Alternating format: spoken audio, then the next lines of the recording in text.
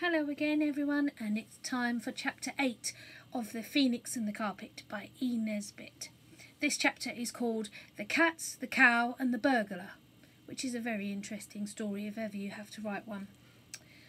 The nursery, if you remember, was full of Persian cats and muskrats that had been brought there by the wishing carpet.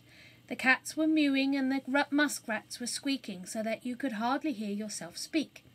In the kitchen there were 4 children, 1 candle, a concealed phoenix, and a very visible policeman. "Now then, look here," said the policeman very loudly. "What's the meaning of this here yelling and caterwauling? I tell you, you've got a cat here, and someone's ill-treating it." Cyril said, "It's true, there are a few cats here, but we've not hurt them. It's quite the opposite. We've just fed them." "It don't sound like it," said the policeman grimly. At this point the phoenix, who'd been making itself small, walked on tiptoed claws in a noiseless and modest manner and left the room unnoticed by anyone.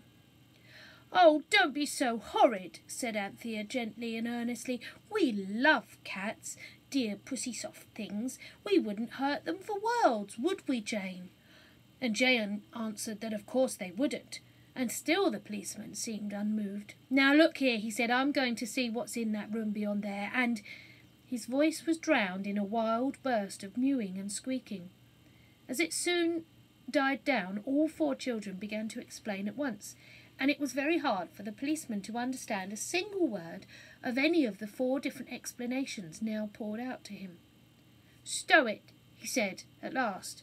"I'm going into the next room to use my own eyes." And he pushed Robert aside and strode through the door. "Don't say I didn't warn you," said Robert. "It's tigers, really," said Jane. "I wouldn't go in if I were you." But the policeman was quite stony-faced. Nothing anyone said seemed to make any difference to him. He strode down the passage, and in another moment he would have been in the room with all the cats and all the rats. But at that very instant a thin, sharp voice screamed from the street outside, "Murder! Murder! Stop! Thief!" The policeman stopped with one boot in the air. "Eh?" he said. And again the shrieks sounded shrilly and piercingly from the dark street outside. And he rushed out, and the children heard his boots going along the pavement, and the screams also going along, rather ahead of the policeman, fading away into the distance. Then Robert said, "Good old Phoenix! I knew his golden voice anywhere." And then everyone understood how clever the Phoenix was, and all their hearts were filled with admiration. "But he'll come back," said Anthea mournfully, "as soon as he finds there isn't any danger at all, really." "No, he won't," said the soft voice of the clever Phoenix as it flew in. "I tricked him, and he does not know where your house is. Lock the door, and let us rid ourselves of this intolerable smell of the muskrat. If you'll excuse me, I will go to bed. I'm worn out."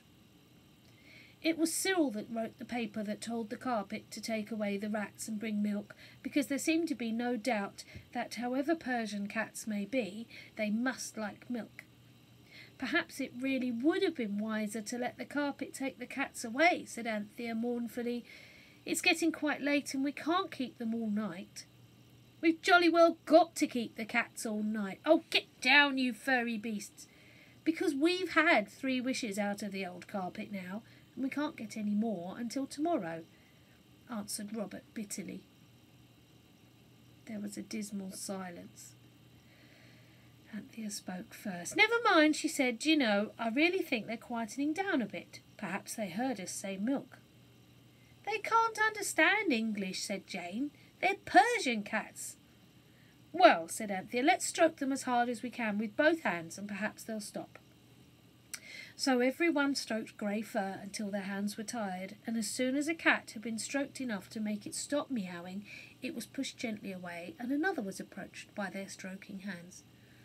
And the noise really was more than just a half purr when the carpet suddenly appeared in its proper place, and on it, instead of rows of milk jugs, there was a cow.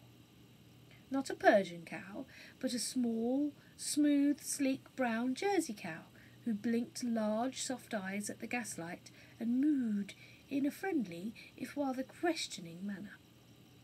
The cow was perfectly calm. She behaved well until someone brought a saucer for the milk, and someone else tried to milk the cow into it. Milking is very difficult. Robert and Cyril held the cow by the horns, and Jane held the cow by the tail. Anthea, holding the saucer, now advanced towards the cow and with a beating heart tried to milk it. The next moment the cow had knocked the saucer out of her hand and trampled on it with one foot, while with the other three she'd walked on Robert, Cyril and Jane. Jane, of course, burst into tears. "Oh, how horrid everything is!" she cried. "Come away, let's go to bed and leave the horrid cats with the horrid cow." They did not go to bed, but they had a shivering council in the drawing-room. Anthea wrapped the embroidered woolly sofa blanket around Jane and herself, while Robert and Cyril shared the furry hearthrug. "It's most truly awful," said Anthea, "and I am so tired. Let's let the cats loose." "And the cow?" said Cyril. "The police would find us at once. That cow would stand at the gate and moo to be let back in again, and so would the cats. But they'd meow.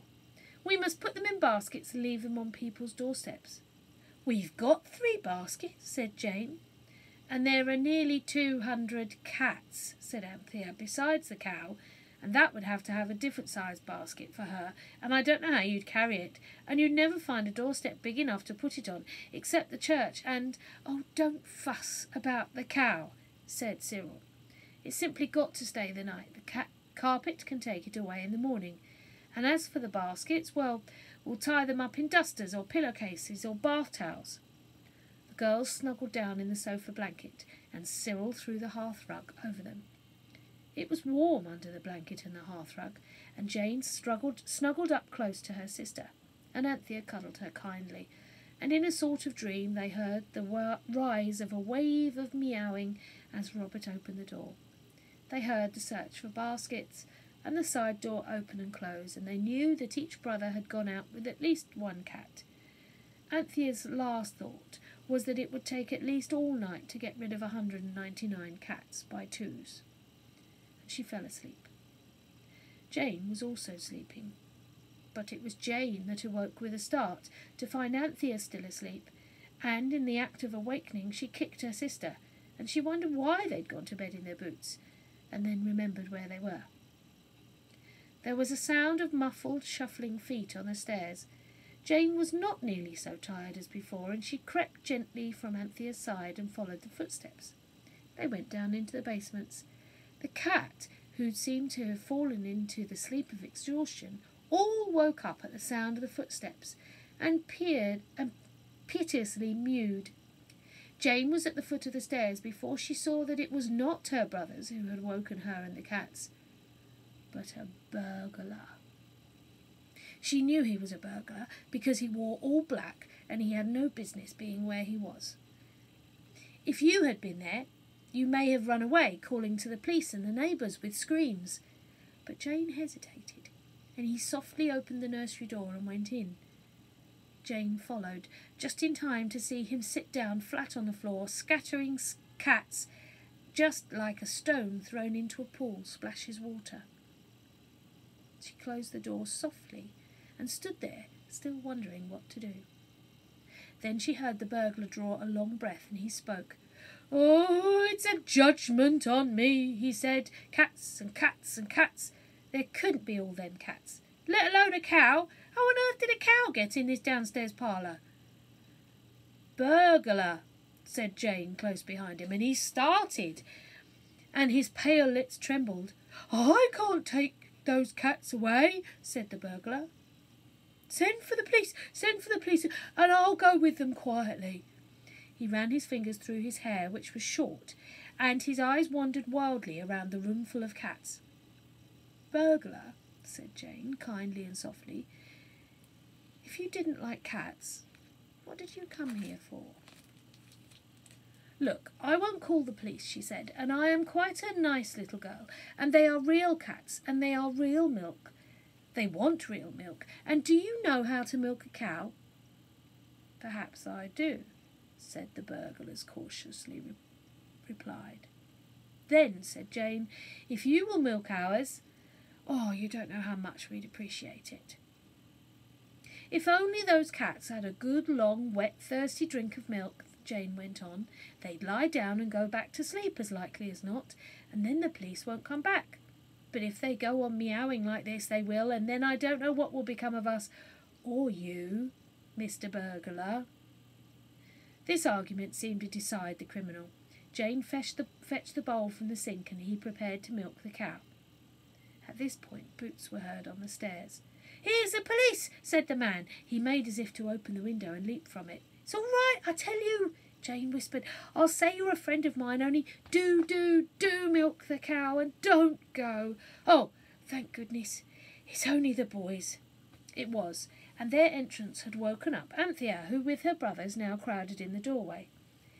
"This is a friend of mine," said Jane, "and he's just called in, and he's going to milk the cow. Isn't that good and kind of him?" She winked at the others, and though they didn't understand, they played up. "How do you do?" said Cyril, "very pleased to meet you. Don't let us interrupt your milking."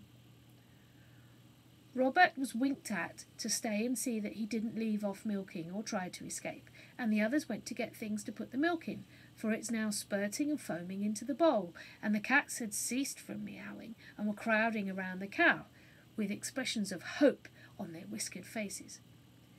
"We can't get rid of any more cats," said Cyril, as he and his sisters piled a tray high with saucers and soup plates and platters and pie dishes. "The police nearly got us as it was." The gentle sound of the milk swishing into the bowl seemed to have soothed the burglar very much. He went on milking in a sort of happy dream, while the children ladled the warm milk out into the dishes and plates and set them down to the music of Persian purrs and lapping. Finding him in this soft mood, Jane said, "I wish you'd tell us how you came to choose our house for your burglaring tonight. I'm awfully glad you did. You've been so kind. I don't know what we would have done without you," she said. "Do tell us." At last the burglar said, "Well, it's my first job being a burglar, and I didn't expect to be so welcomed, and that's the truth, young gents and ladies, but I think it will be my last." "What made you come here?" "Well, miss," said the burglar, "I was selling oranges off my barrow, and when I'd sold them all I was going home, and a pickpocket stole all my money." "How awful!" said Anthea. "Awful indeed, miss," said the burglar. "So I thought I'd turn to thieving myself, and I just chose your house. But them cats, they've brought me back to the ways of honestness. Never more." "Look here," said Cyril, "those cats are very valuable, very, very valuable indeed, and we will give them all to you if you'll take them away." "I can see they're valuable," replied the burglar, "but I don't want no bother with the police. Did you come by them honestly?" "They're all our own," said Anthea. "If you've got your barrow and some sacks or basket, my father says Persian cats are worth pounds and pounds each." "Well," said the burglar, "I don't mind doing you a kindness." Then he went, and Cyril and Robert sent the girls to bed and sat up to wait for his return. He returned with the barrow and the sacks. The cats were bundled into the sacks and taken away on the barrow, meowing indeed, but now with meows too full and sleepy to attract public attention. When the cats had been removed, there was only the cow. "She's going to have to stay all night," said Robert. "Cook'll have a fit when she comes back and sees her tomorrow." "All night?" said Cyril. "Why, look, it's 1 o'clock. It's tomorrow morning now. We can have another wish." So the carpet was urged, in a hastily written note, to remove the cow to wherever she had belonged and to return to its proper place on the nursery floor. But the cow could not be moved onto the carpet, so Robert got the clothesline out of the kitchen and tied one end very firmly to the cow's horns and the other end to a bunched-up corner of the carpet and said, "Fire away!" And the carpet and the cow vanished together, and the boys went to bed, tired out and only too thankful that the evening was at last over. The next morning the carpet lay in its place, calmly and quietly, but one corner was very badly torn. That was the corner that the cow had been tied to. I wonder what on earth is going to happen in the next chapter. See you tomorrow. Bye.